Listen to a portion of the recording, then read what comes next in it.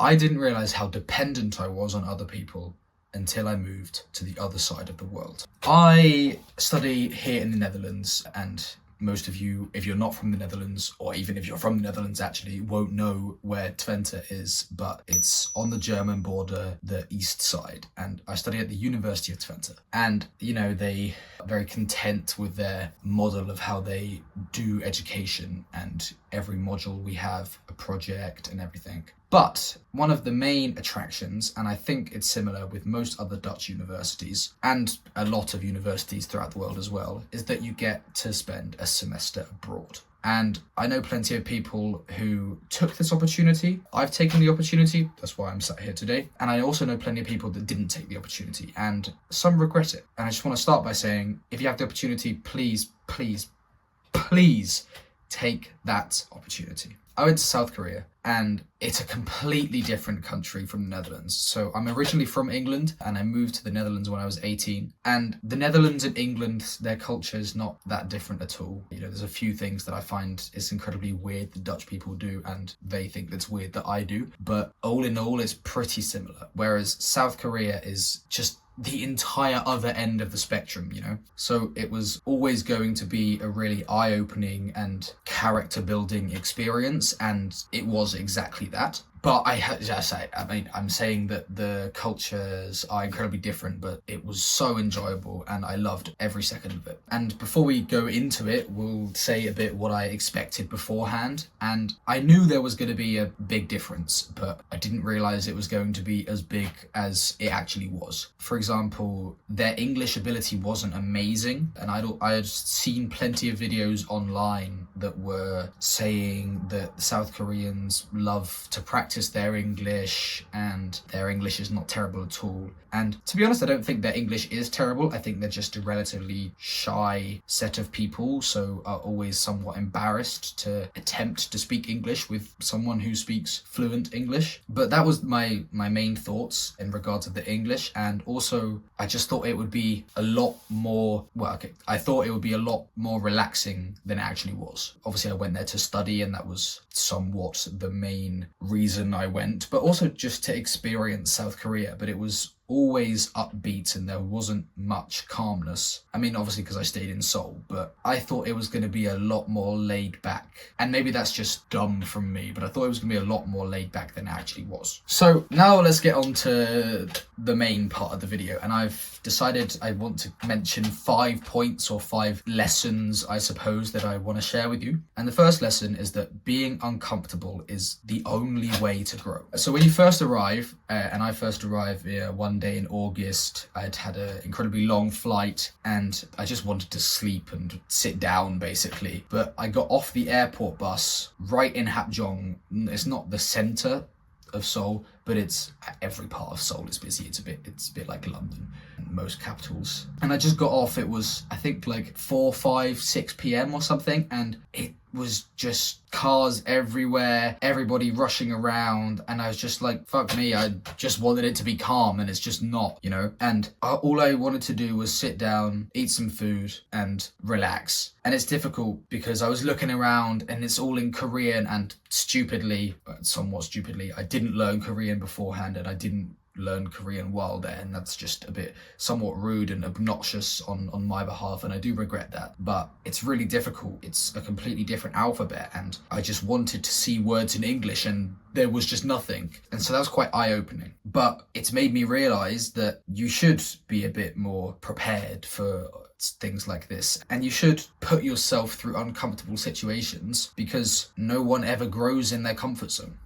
Another thing that I wanted to mention is that it's pretty difficult to just be sat like I was in the airport bus, for example. I was just sat, and most of the people in the bus were Korean, and thus were speaking Korean to each other. And I live in the Netherlands, I've mentioned that. I don't speak fluent Dutch, so I don't understand every single word that's, you know, being said around me, but I have a decent command of the language. so I get a good gist of what's happening. But it's so hard and difficult and made me feel uncomfortable that I was just sat there and I guess trying to, somewhat nosy, I know, but trying to listen to other people's conversations, and they were just speaking a completely different language to me, and I could not understand a single word.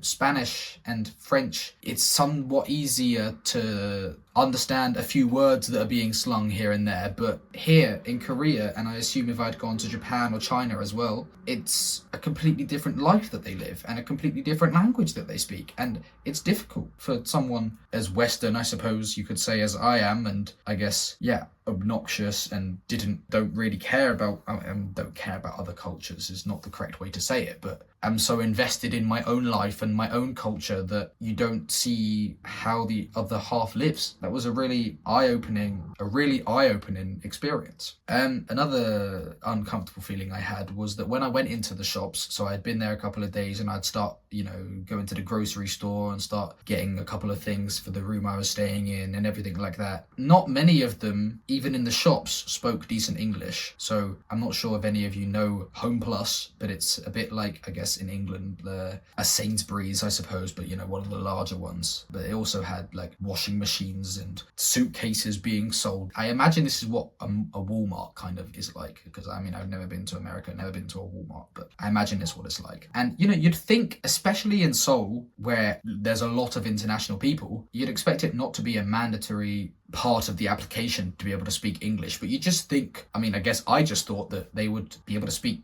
better English than they did, but I had to get my phone out and use Google Translate to communicate with people, and it's just not a nice experience. They feel uncomfortable, you feel uncomfortable, and you don't really want to talk to other people when you feel uncomfortable, so it's just not fun. But I should mention also that over the course of the 6 months I was there, it got easier every single time you do something, and it's a bit like everything in life. It's always hard at the start, but it gets easier as you go along. The first day to the gym is always difficult, but if you've gone 30 days in a row, then the 31st day is much easier and it's somewhat embedded in your routine. So after a while, it was easier to communicate with Google Translate, and language is important, and you can communicate and express yourself with language, but also your facial expressions make a huge difference. And at first, I guess I was just not rude, but face like a smacked arse, and then I guess over time I just became more upbeat and more smiley, and therefore people somewhat accepted me more and were more willing to talk to me, but yeah, so that's the first lesson. Being uncomfortable is the only way to grow. The second lesson, and I've touched on it already, but the culture shock is huge. I knew there was going to be a culture shock. I knew it. But the level of the culture shock was unbelievable. You just can't fathom how different life in other countries is. But as we're talking mainly about study abroad, it depends slightly on where you go. So say you're Italian, for example, and you're going to go to Spain. Yes, the culture shock is not going to be huge. There'll be a few different things, like with me coming from England to the Netherlands. There'll be a few things here and there, but not as big as if you travel to the other side of the world. Okay, maybe if you were to go from England to Australia, then there'll just be a culture shock of what the fuck is this stupid accent I'm listening to. But if you were to go to Asia or Southeast Asia, like the Philippines, or maybe South America, there'll be a big culture shock, and you really should not underestimate it. But yeah, I did know it was going to be different, but living inside it and being immersed in the culture, it's just a really gross feeling at first, but you do get used to it after a while. So one thing that I really did notice in Korea is that they eat their food so quickly. They seem like they're always in a rush, and it's a really bizarre feeling, So I lived in some sort of an apartment building, and at the bottom of the apartment building, there were a couple of restaurants, and there was one specifically that I enjoyed a lot and went there multiple times. Where I'd grown up in England, in the Netherlands, if you go out to eat, it's sort of a relaxing and social experience. And it just seemed to me that they were always in a rush. Let's take this for example. I would go into the restaurant, sit down, order the food, and sort of like sit back and just relax. They, for example, one time I went in, did that, ordered my food, relaxed, was eating my food relatively slowly. Someone comes in after me, sits down, orders food, gobbles it up in like 5 minutes, and then dips. So rushed. Like, why? I'm not saying that other cultures shouldn't do it the way that my culture does it, but in my opinion, eating needs to be something that you sit back and enjoy, but they're just doing it because they're in a rush and for efficiency. And I agree that, you should be efficient in life, but some things you just need to sit back and let it happen, Call me Tame Impala. And as also with the tube as well. I would never run for the tube. That's a lie. I think I ran for the tube once and I missed it, so I felt kind of gay afterwards.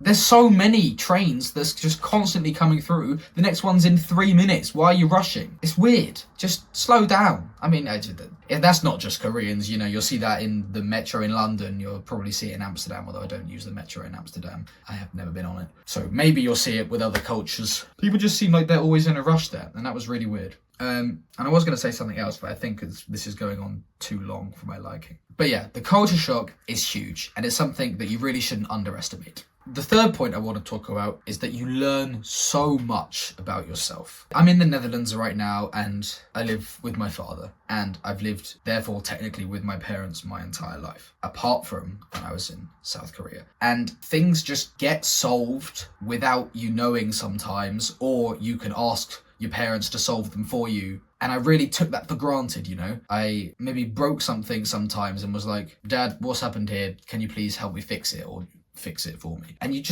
can't do that when you're living alone. You can't ask someone that's close to you to help you fix it. Yes, you could, in theory, go to a shop and get them to fix it for you, but then you have to get your Google Translate out and then be uncomfortable and no, you don't want to do that. I had to learn to fix things myself, and that's difficult. It's really hard to sort of rely on yourself, So that's one thing. You have to fix things yourself and do things yourself, which, I obviously did things myself beforehand, but, sometimes I would just break something and it would be magically fixed the following day, and it's always a nice feeling, And on the topic of learning more about yourself, I went to South Korea with no one I knew, like none of my close friends came with me. You have to make new friends, and it's been a while since I had made new friends, so it was somewhat of a bizarre experience learning again how to make friends. It's hard. I'm saying a lot in this whole video about how hard studying abroad is, and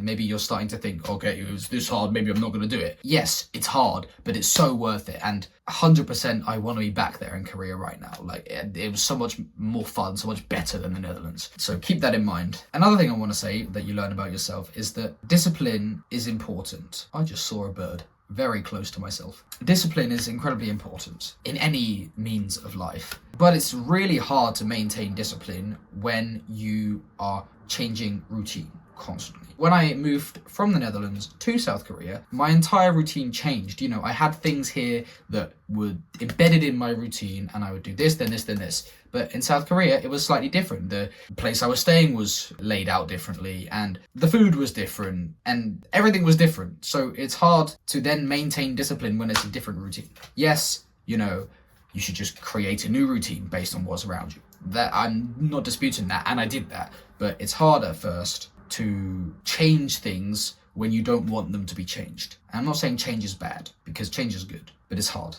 To conclude this little part, South Korea, for me, didn't change who I am. It exposed more who I was. And that's difficult. And that's difficult because it showed me that I was a lot further back in life than I thought I was. I thought I was, ready to go and live by myself and everything. And I am, and especially now after experiencing the 6 months abroad. But it really did show me that I have still so much to learn. And that's not a bad thing, but it's important. Okay, my fourth point is something that people don't talk about a lot. And I'm sure there's plenty of study abroad videos on YouTube out there that you could be watching instead of this one. But this part is something that people don't talk about a lot. And that is that coming home is pretty fucking weird, because it's basically just a rechange. Everyone talks about the departure, and coming home is just as important. It feels like you've come home and everything's the exact same, but you've changed as a person. You don't really fit in anymore, and you have to mold yourself back. And it's a gross feeling. I had built that routine that I just talked about in Korea, and it was going well, and then boom, you have your flight back, and now you're back in the Netherlands, and you have to remake your routine, And yes, you had one before, but then they're slightly different because you've changed, and gross feeling. But I've been back in the Netherlands for a month now. My gosh, do I wish I was in Korea. This makes it sound like the Netherlands is bad. The Netherlands isn't bad, I just enjoyed Korea. And that was a bit of a short point. And the fifth point, final lesson. It's a part of your life that you'll never get back. You have to just enjoy it. Firstly, you have to study abroad. I'm not saying you have to, but you should study abroad. But you're never going to get this chance back. You're never going to be able to go to a foreign country and it be a study abroad. You know, you can go to a foreign country and it be a holiday. Yeah, fine, fair enough. But you won't be able to go to the universities and experience university life and do things that university students do in other countries, not random traveller nobbins. It's such a integral part of your study that you experience other cultures and experience how other people do things. But it's important to note, especially, let's talk specifically about South Korea in this context, it's not all good. It's sometimes bad. So, you know, you see on TikTok or Instagram or whatever social media you might use, or just the internet in general, that South Korea is just always bright and neon lights, and, you know, you go into convenience stores at 2 a.m. and get a nice little bit of sushi or whatever. Yes, that is involved. I'm not saying it's not, because otherwise you wouldn't study abroad. That is involved, but also what is involved is the freezing cold mornings in the winter, the long commutes, depending on how far away you are from university, and just the general day-to-day life that isn't quote-unquote special. And that's the bit that you need to enjoy as well. And it's hard to enjoy that as well because you're in a foreign country and you want every day to be a day that you can remember, but it's not. You know, you have to find enjoyment in the days that are just average, routine days. And that's difficult, but it's so worth it. To conclude everything, would I recommend studying abroad? So fucking lootly. You have the opportunity and you don't take it, you're a stupid cunt. 100% you should be taking this opportunity. It's difficult. I said difficult a lot. Maybe we could put a difficult counter in as well throughout the video. I said difficult a lot.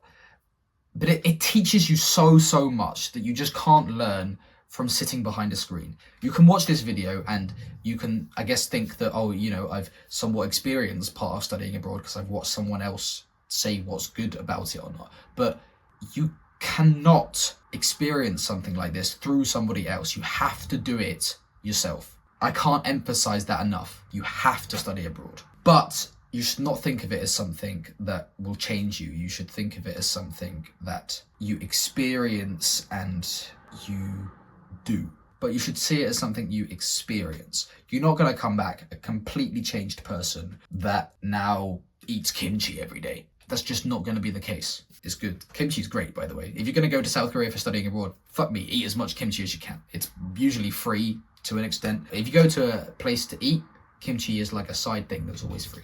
Eat kimchi. It's great for you. Yeah, and the end of conclusion. If you've studied abroad already, please let me know in the comments. Please tell me what it was like, your main thoughts that you got from it, and if I've said anything that you resonate with, or if you have something to add, perhaps. If you haven't studied abroad and you're thinking of studying abroad, also let me know. Tell me perhaps where you're going, what are your worries, what are you looking forward to, or perhaps if you're doubting to study abroad as well. And another thing, I might make another video on what I wish I'd done differently. So I touched on the fact of, you know, learning Korean, but maybe that would be more of like a fully South Korea based one, as opposed to this was just studying abroad in general. But you have to remember, make this phase of your life count.